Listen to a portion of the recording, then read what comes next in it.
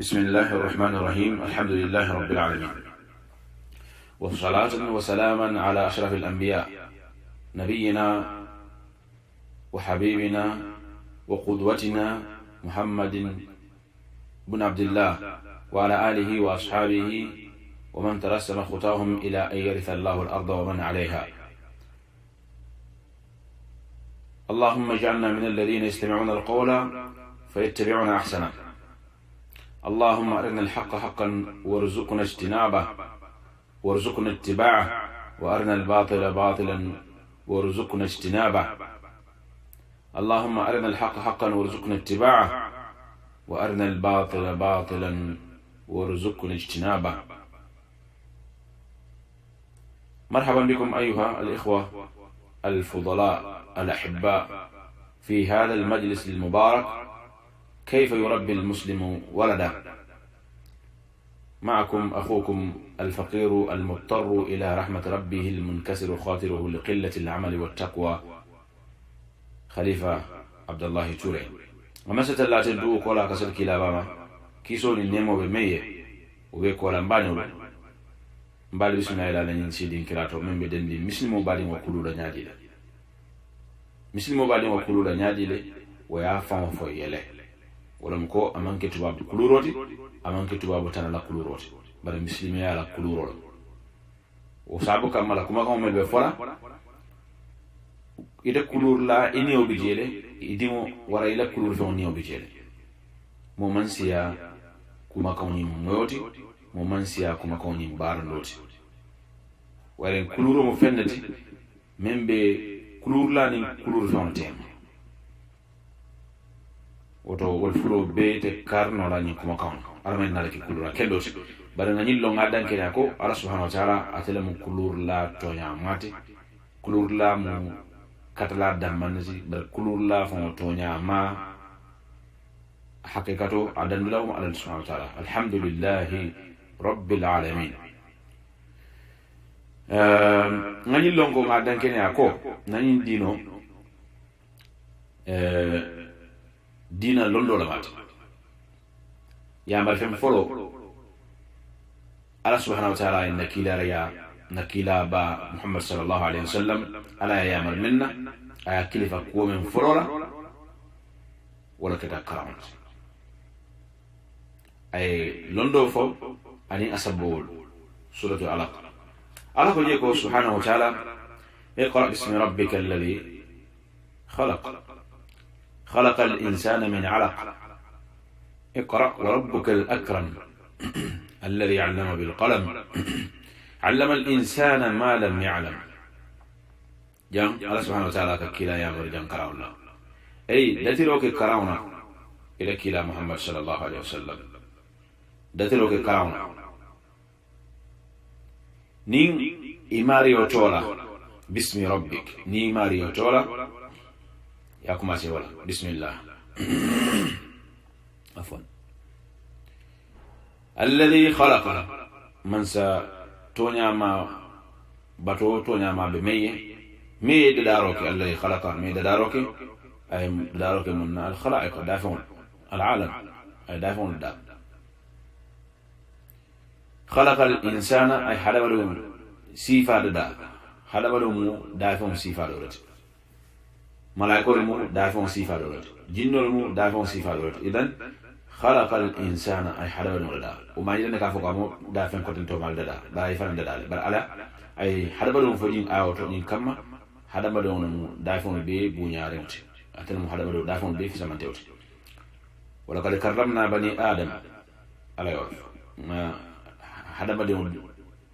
بنيا ما في زمن تيوت. ورا هربنون سيفا ددا من علق كابو يلا سيمبينو يلا كيتيموتو. اقرا كراندروك نين كما كوني كاسين كان كوتاكي باماندرو ماتي يا مال فلوني على يمين كيلاي سورو ني دامتو لا كافا كو اقرا ناسين كان تا سورو ني كون كوتاكي لون الكافو كو تاكيد للامر الاول وكب بمندروكي يا مرولا على ayamal men wala mu karawta wa rabbuka al akram imario ila batu manso tonya kan bato nyanda kame tonya kan memmo bato tiyoti tonya kan al akram min keda mansa bunya lawti abi bunya la abi ikotan del fana mansa bunya lo yalan ka foko momuka asino momuka akanya nyoyano bunyato ani nyiñato alladhi allama bil qalam mansa bunyalo mansa fondisire batu manso tiyo tonyaka me hadamalo sifa londindi ma lam ya'lam fenna amam min long kabo jenni aka kando long ani aka safero long ani dadare fen ko den to malu woto na dino ni dina londi dino la mati foy kara nahnu ummatu iqra yolo jini nakila ka iqra yo jindi annabi mu'min ka wala man to nyaka ka karana lat bare ni dunya la life history jube sai comme ko ni na karana karola jumal le ka karam baake ka bukul karam la sa ni manina fo fi china wa fo almania fo jaman mun do mal nisbatu alqira'a ضئيلة جدا في الأمة وهذا لا ينبغي أن نقرأ ونكثر منها وتلندم حتى يقولتي حتى جو ميانا غافكو موتي كارنو لالا لونكم فيونا ماتي من دي فنتلونو لمن كوما ولا فلوي كور لاليا نين كمبالانسي نياندروكي نتانيالا katani kenyala mem dunyata men ni nyata muslimi akono kulur la fulo nyinda kata kenya men nin kamman sike moti mela ngafoko nga fanko soto nga makato soto mbendewul bulo mudala ni fanko ni makato men na ke londi ni muslimi asido nyinka abe ni nyal bakele wula fulo e hataji ye lafika kamabe londi sidi ngiralto ani ala fin kon diralto ya alquran karam ni atajid mal alhamdulillah rabbil alamin arrahmanir rahim maliki yawmiddin iyyaka na'budu wa iyyaka nasta'in اهدنا الصراط المستقيم صراط الذين أنعمت عليهم غير المغضوب عليهم ولا الضالين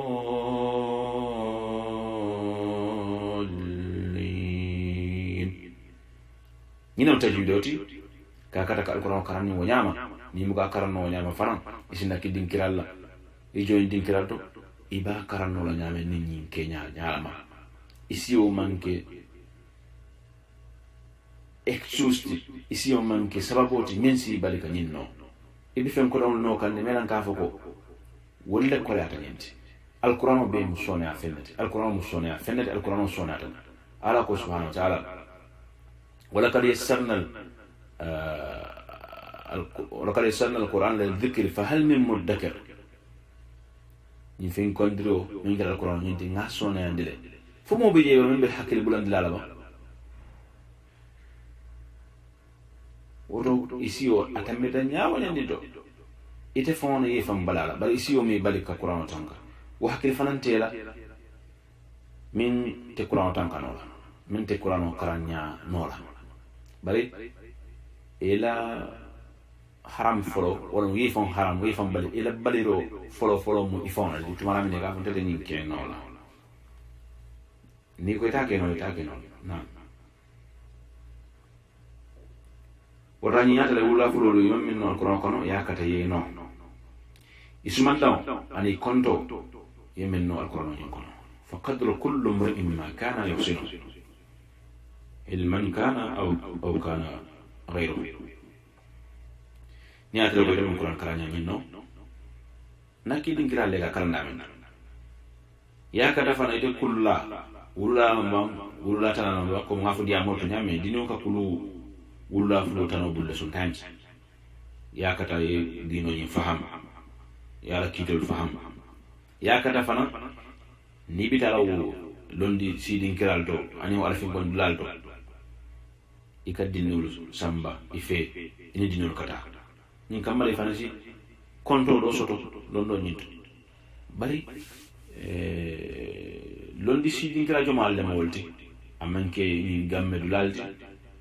gamme lal mu fiaralti sigoti je kila kanu kila ala ko kila la ko sallallahu alaihi wasallam kul in kuntum tuhibbuna allah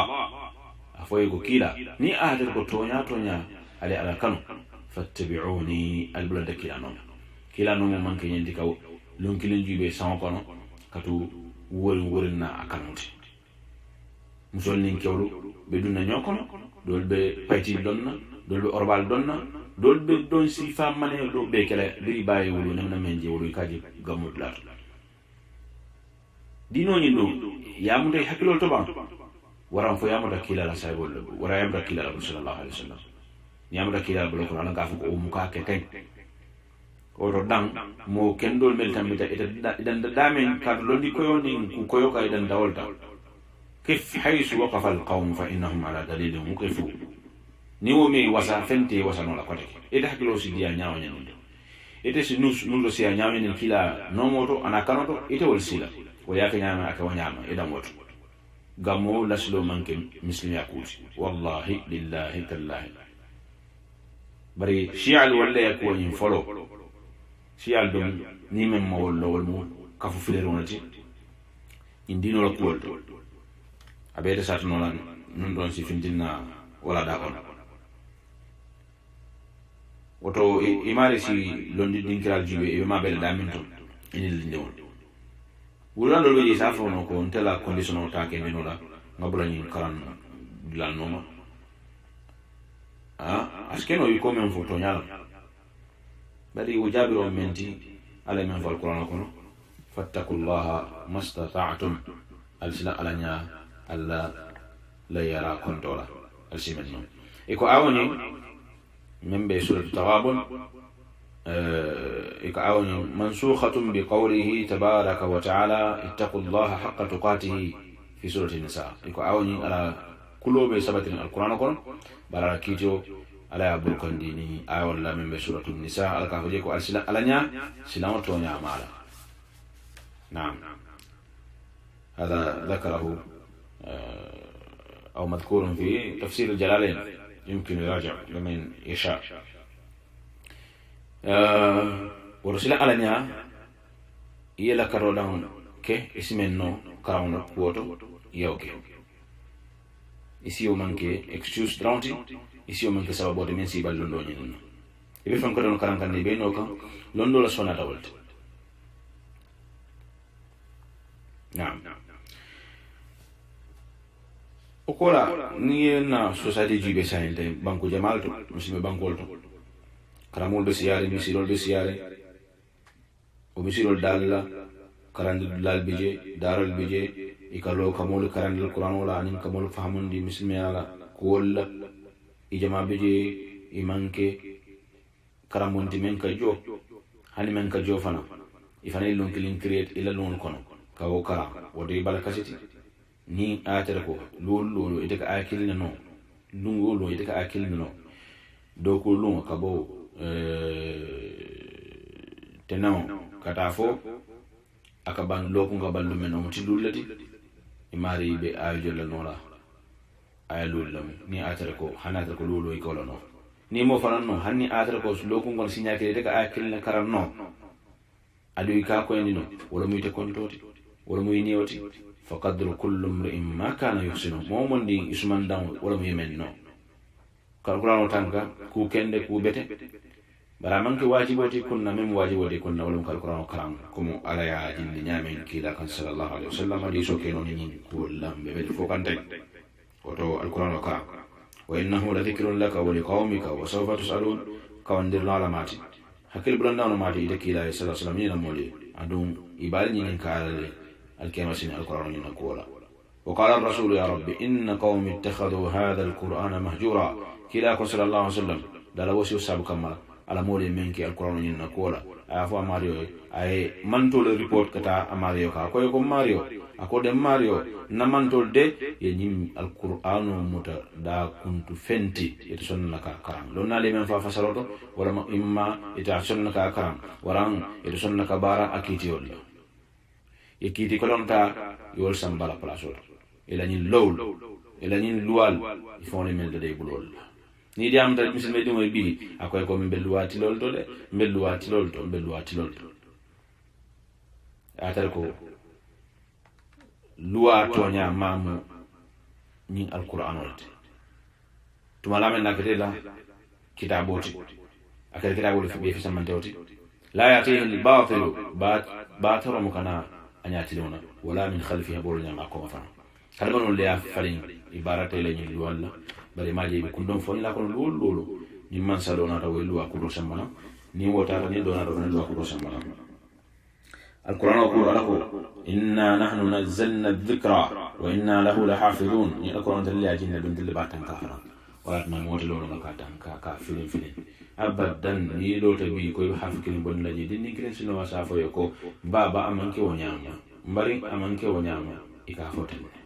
إنا نحن نزلنا الذكرى وإنا له لحافظون أبني على الباقي ولا فلولو يا كتير توصيت القرآن كرانا isimen no je yoki adu ni fam koros yi fam kontibo hani ite fo la fenne be men no la alquran nyuto ite fam la fo kon ta keno la ita keno la ba ni ite ositi yakata hanni akhiru akilin ko karam ikano ibake no la wa qadru kullu imrin ma kana yusid ngobe suman no yemen no odo karamul la sia an daral la sia no society kono ومسبب والدي مارسي كتنو نعمي فنو نو على دينو ينكون من بيبل لك فلو على دينو ينكون كوفر لهم ملو أن ورو ميمان لا يجدان العلم مؤمن كملو أن ما يعفن ورو ولن تجد العلم حتى تأخذه عن ثلاثة أمن هو أكبر منك ومن هو مثلك ومن دونك يتلون لو سبنا لفياتاني موسيقى سبب لكم من سيو سياتيتي أني يفلمو أني سياتن جنس نيا تامي يا كسندي يا كسي mote londo tala ni mo sifal blo kono fu mo mena ka ko akata famma jilati akata londo kanulati ka be siata menti jama be hada baluna danya mu ka malu ka londo taw blo kono bari ngatam be la men do mu afulango ani men siata wala siata menti wala ne ko mo fula wolte londo so no la men ka malu ani men ka fa wara wala fulo ni takat la fe suuti alquran en kono abi ma ko re dinu la kulwot naam abol nyama wala dal ka soto bon kono mulka men loje mulka men imari sakata ila musol ni dimba ka kata kama be aussi falto ka fe on karanje senya nafani sike fendi membe dinol ni musol be ko bala ay society ko ba wallahi billahi sanya londo ni atar ko mol ya lon kom ko anyanda ka lo nyami na problem be so fulan dino ni ya ko ndi mol makko to nyama mol be duna kono le جماعة بالا إذا جاء نصر الله والفتح ورأيت الناس يدخلون في دين الله أفواجا ابن باز رحمه الله تعالى عينين فأقول نين آتر كو يدينو كوين دي مولما نين أنياما نين كينيالا من بنت مول بدون دينو كونو جماعة بالا بدي بمسمع كده كان نين سنجا ولا توريس إرهاب بركمول فانديالا يريدون ليطفئوا نور الله بأفواههم والله متم نوره ولو كره الكافرون إلا افتكى على دينوني القرآنوني كابوركني دالا أردو أبالا نوروني دينوني تمان دلالي حني آتو كافروني فلان كافرون كوليو كون ni ata ko dino nyi mo da hada bele wona da fonati wala hada bele wona da den no dino nyi abur ko juna bar ala da ala ya jindi kila kan atlam tonya da betul forever me wala da lo da non fota inshallah jigita waso be jere anin kero be wala on sotoro skeno kero la me men ko indi inshallah taala ala man nalki moti me ko ko moyla anin kabulani ma noma سبحانك اللهم وبحمدك أشهد أن لا إله إلا أنت أستغفرك وأتوب إليك